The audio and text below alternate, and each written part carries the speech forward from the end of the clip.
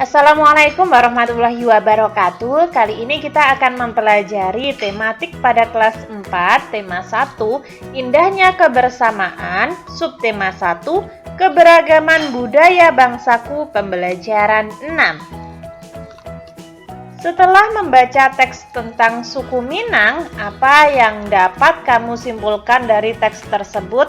Oh iya teman-teman, di sini Kak Wafik sudah sediakan video lanjutan loh dari kelas 2 sampai kelas 6, dari tema 1 hingga akhir. Kalian bisa lihat di playlist atau mungkin di channel Kak Wafik ya.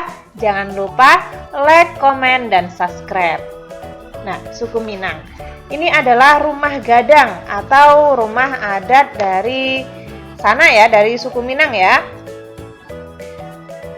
Baca kembali teks suku Minang, kemudian temukan dan tuliskan gagasan pokok dan gagasan pendukungnya. Nah, bacaan suku Minang ini ada pada pembelajaran kemarin, yaitu pembelajaran 5. Di sini Kak Wafik mau memberi tahu cara mencari gagasan pokok dan gagasan pendukung. Nah, gagasan pokok adalah titik permasalahan teman-teman. Nah, di sini suku Minang adalah kelompok etnis yang terdapat di Provinsi Sumatera Barat. Ini termasuk gagasan pokok. Dari gagasan pokok ini dapat dijabarkan menjadi gagasan pendukung yang banyak sekali seperti ini. Gagasan pendukungnya, suku Minang sering disebut sebagai orang Padang atau orang Awak, dan seterusnya. Ini termasuk gagasan pokok, sedangkan yang bawah termasuk gagasan pendukung atau gagasan penjabaran ya. Nah, di sini mungkin tidak kelihatan ya, oleh sebab itu Kak Wafik rubah menjadi bentuk seperti ini. Gagasan pokoknya suku Minang adalah kelompok etnis yang terdapat di Provinsi Sumatera Barat. Lalu gagasan pendukungnya seperti ini. Ini paragraf 1 ya. Memang di sini kalian mendapat tugas yang sedikit lumayan banyak penulisannya ya. Lalu paragraf 2, gagasan pokoknya, suku Minang mempunyai rumah adat yang sangat khas yang disebut rumah gadang. Gagasan pendukungnya ada 1, 2, 3, 4, 5. Ada 5 ya. Nah, Kak tidak kelihatan. Oke, saya akan memperbesar, merubah bentuknya seperti ini. Ini paragraf 2 pada halaman 68. Lalu paragraf 3. Gagasan pokoknya, suku Minang mempunyai alat musik tradisional yang disebut talepong. Nah, gagasan pendukungnya ada 3. Nah, mungkin tidak kelihatan, Kak Wafik akan rubah tampilannya menjadi seperti ini. Nah, ini ya. Setelah itu pada halaman 70 ada paragraf 4. Gagasan pokoknya, suku Minang juga memiliki banyak tarian. Nah, gagasan pendukungnya ada 2. Mungkin ketika tidak kelihatan, Kak Wafik akan rubah seperti ini ya. Setelah itu paragraf kelima pada halaman 71. Gagasan pokoknya berupa suku Minang sangat terkenal dengan berbagai jenis makanan khasnya. Gagasan pendukungnya ada 2. Nah, suku Minang itu terkenal dengan rendang teman-teman.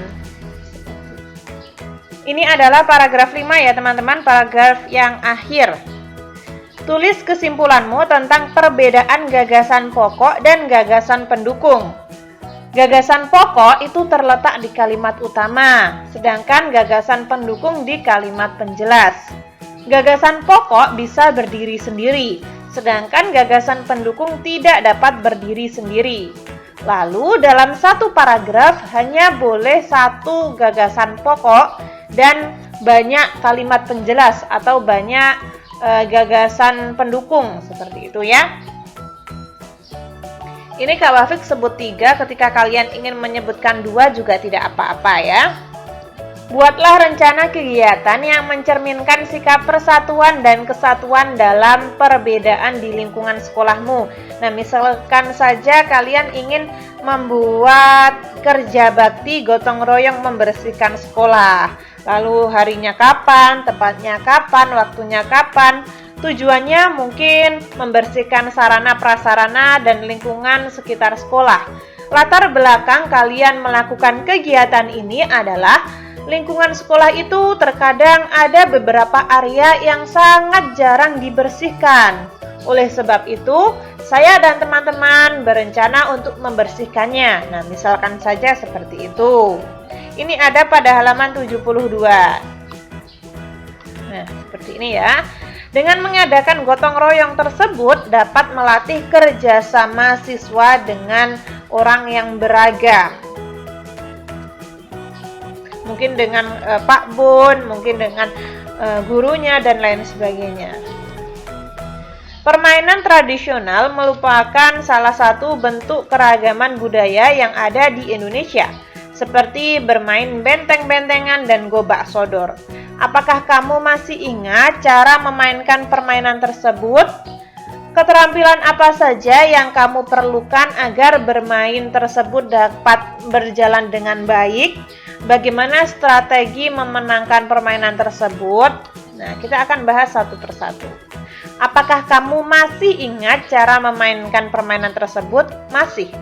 Keterampilan apa saja yang diperlukan saat bermain dan bagaimana strategimu? Nah, keterampilan kelincahan dalam bergerak, keterampilan dan bekerja sama dengan anggota tim yang lain. Nah, seperti itu. Strateginya agar menang adalah membagi kelompok menjadi penyerang dan penjaga. Nah, ini langkah-langkahnya teman-teman. Kalian bisa melakukannya ya. Ini dinamakan gobak sodor. Apa yang kamu pelajari dalam menyikapi keberagaman dan perbedaan yang ada di sekitarmu? Caranya adalah menghargai perbedaan, menerima segala keberagaman, dan lain sebagainya. Bagaimana caranya agar kamu dapat hidup berdampingan dengan teman-teman yang mempunyai latar belakang budaya, sosial, agama yang berbeda denganmu? Saya akan menghormati perbedaan, tidak saling mencela ataupun saling menganggap kepunyaannya adalah yang paling baik. Agamaku yang paling baik loh. Nah, itu kita harus menyikapi perbedaan dengan lapang dada ya teman-teman, harus toleransi. Kurang lebih seperti itu. Ketika teman-teman ada saran, masih kurang paham, atau mungkin Kak Wafik salah ketik, salah pengucapan, kalian bisa tulis di komentar agar Kak Wafik dapat memperbaikinya. Semoga bermanfaat. Wassalamualaikum warahmatullahi wabarakatuh.